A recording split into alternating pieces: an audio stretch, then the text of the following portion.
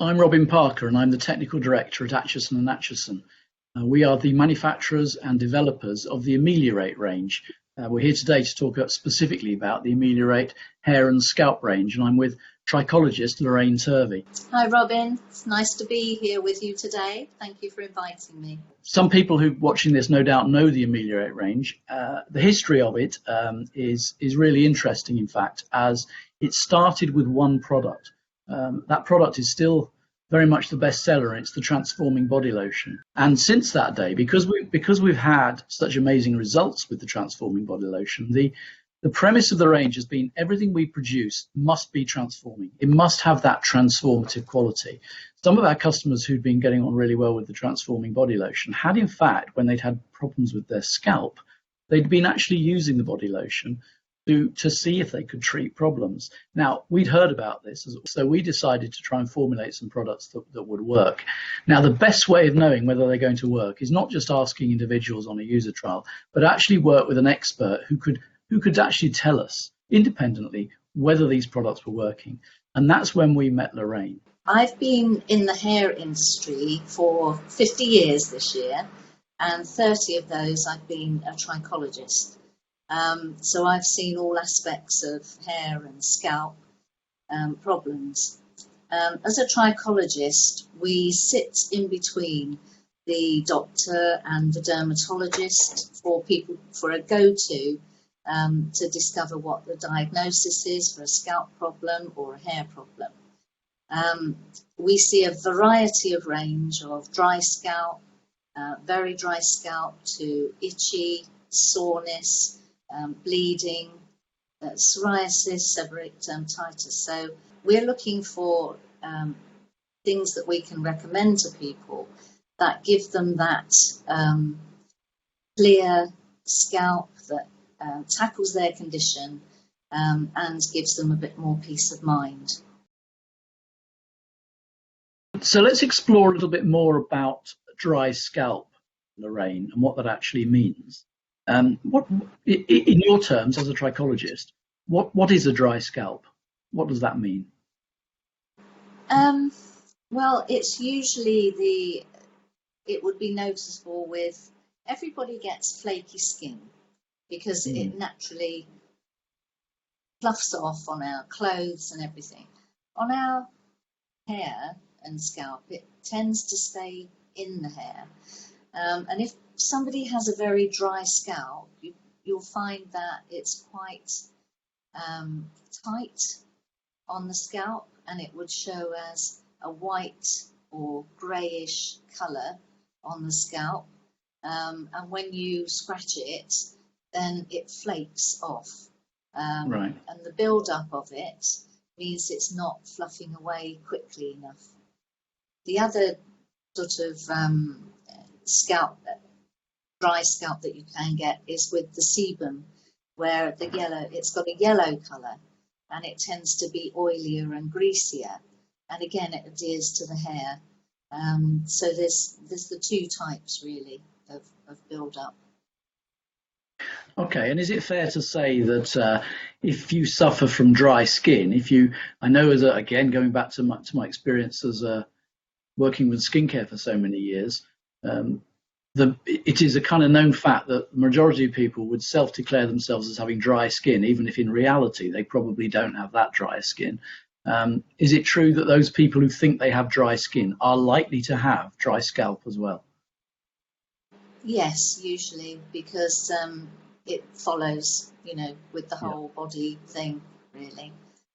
Okay. And lots of things that can affect it. So illness, ethnicity, as you probably know, dealing with, say, darker skin, they can get a very greyish tone to their skin when it's very dry, and it's the same with their scalps. Right. Yeah. Okay. And I guess you have answered this, but a little bit more detail about what actually causes dry scalp. What is it that we're doing in our lifestyles that maybe cause it to occur? Could it be diet related? Yes, yeah, it can be diet related. As I've mentioned, it can be ill health, medications. Um, People are using wrong products on their hair, too many products on their hair. It could even be poor hygiene, where they're Right. not washing their hair and maintaining the cleanliness enough. So yes, there's lots of different factors. Right. Lifestyle today with air conditioning and heating and all different factors can affect it. Right. Okay. And is it true that I guess some people are just naturally more prone to a dry scalp than others, and have to, I guess, look after it more than other people would need to? Yes, yeah. I mean, we're seeing more of an increase. Obviously, we haven't got at the moment. We're not doing sort of face-to-face consultations with people. But the two main factors I've noticed have been an increase in hair loss and also an increase in the skin and scalp condition, where people are having the dryness and flakiness, and that's all really to do with stress and the situation that has been. Okay, and I guess maybe they're not going outside as much. They're tending to be indoors. There's been air conditioning and, like say, central heating over the last few months, and Yeah. maybe that's affecting them as well. Yes, because back in the summer when we had the lockdown then, obviously people were outside a lot more in the sun. So, and of course, being at home, being more relaxed. They weren't homeschooling then, which Yeah. I think taken its toll. Yes. And being sort of inside during the winter makes a difference to people. Okay. And then another thing that you mentioned it earlier on a little bit when you talked about a group of different things that can affect scalp, and you talked about harsh products. And I guess this is dear to my heart as the formulator who was involved in putting these products together. We were very careful not to use overly harsh detergents, and also to keep the level of detergents relatively low so that we just got the right amount of cleansing. Is it one of those things where you see people who have just been using fairly standard shampoo products that do have harsher and as soon as they change to a milder product, their condition improves? Is that the case? Yes, I have noticed that. Okay. And also maintaining the hydration on the scalp. A lot of people forget. They'll want to get rid of the problem and therefore use a product and possibly overuse the product because they'll wash and then, yes, it clears it for one day, but it will come back again. Whereas if you're maintaining with the correct product, then that doesn't happen. Okay. I suppose the difficulty for a consumer to understand, maybe for skin, maybe they're much more used to using a moisturizer to maintain moisture on the skin. Of course, on the hair, that's not as simple because we can't just put on a moisturizer before going out on our hair, or of course we would probably have greasy hair. No, and that's where you rely on the product itself to leave the skin and the scalp in a hydrated condition, which is what I found with the AMELIORATE. You don't get that shiny. When people use a product that's a little bit too strong or they've overused it, they can have it's like a shiny, tight scalp. But when you hydrate properly with the product, then the skin will be plumper and more supple. Okay. Interesting. Yeah. Sense. Yeah, it absolutely does make sense, but I guess it's educating the consumer to understand what they need to do in order to create this moisturization. And I can understand why people maybe over oil and add things which they think is going to help, but of course actually can end up being detrimental. Yes, yeah, and particularly with certain ethnic skin types, definitely the products that they use from shea butter to coconut oil, on the scalp, can be too heavy. Which is interesting because of course their hair type is probably ideally suited to those products, but their scalp is not. So I guess there's a dilemma maybe for people who have hair type 4. Yeah, sure. Interesting. Good. So I guess now we've learnt about what causes a dry scalp and what a dry scalp actually is. And I guess now the biggest question of all is how do we treat a dry scalp? What in your opinion should we be doing? So what fundamentally do we need to do in order to improve a dry scalp and get it back into good condition?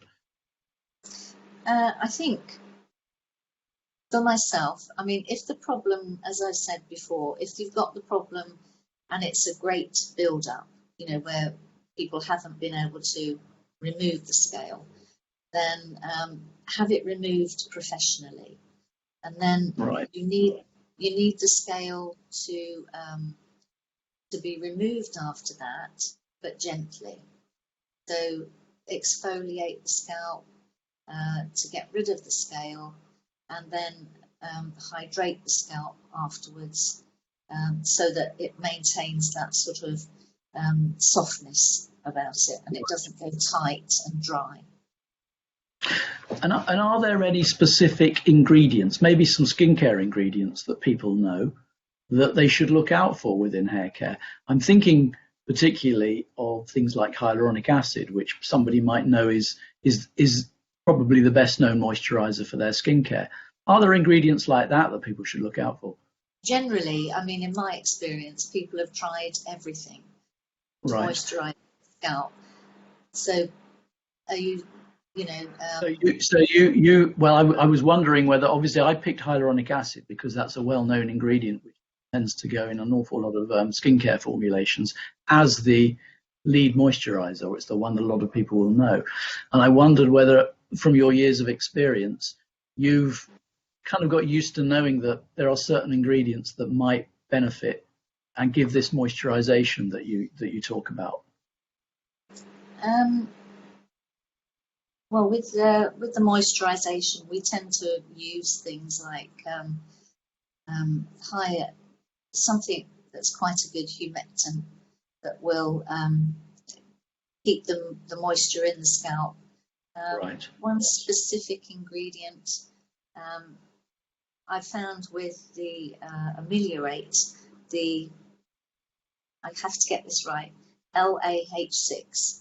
I don't know its other name, but it works very well as a hydrator on the scalp. Okay. Well, the LAH6, of course, is a proprietary blend that we have created in order to deliver the moisturization through the body care and now, of course, into the hair care as well. So I'm glad you said that, because actually it's not a single ingredient. It's a combination of things, including lactic acid, sodium lactate, and some of the things which are actually naturally present in the skin that allow it to moisturize itself, the natural moisturizing factor, as it used to be called. So that would make sense. That's why you've seen good success from that. Yeah, and it does work very well. It keeps the